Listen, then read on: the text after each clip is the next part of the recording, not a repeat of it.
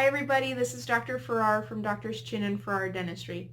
I know this is a very stressful and difficult time for everyone, and I want you to know that we're still here for you. A lot of patients that we've been seeing have been complaining about a lot of additional jaw pain. A lot of people have jaw pain in relation to their stress levels, and everyone's a lot more stressed out these days. So I wanted to give you guys some tips and tricks for things you can do at home to help manage some of that jaw pain. A lot of times, clenching and grinding can feel like jaw pain down the side of our face, or sometimes it can feel like a headache.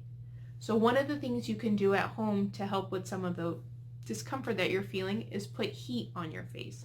Wet heat is going to penetrate deeper into those muscles than dry heat. So I usually tell patients, take a towel, run it under hot water, wring it out, and put it as like a compress against your face. That'll help those muscles relax up and hopefully feel a little less tense. Another thing you can do is massage these muscles. So kind of go along the side of your face and go to the corner of your jaw and massage it out there. Another thing you can do is follow your cheekbones and kind of follow it with your thumb.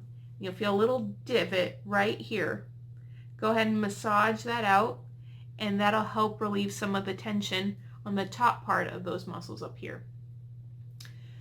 Another thing you can do is massage up on your temples here. That'll help relieve some of that pain that kind of feels more like a headache. If the pain is really bad, you may want to reach out to a dentist who can then prescribe you some muscle relaxants and anti-inflammatories. Some stress relieving techniques will also help, cutting out caffeine, reducing your alcohol intake, and just meditating and taking things a little less seriously will help with a lot of this discomfort. I hope you guys are staying well and healthy out there, and we'll see you at the end of all this.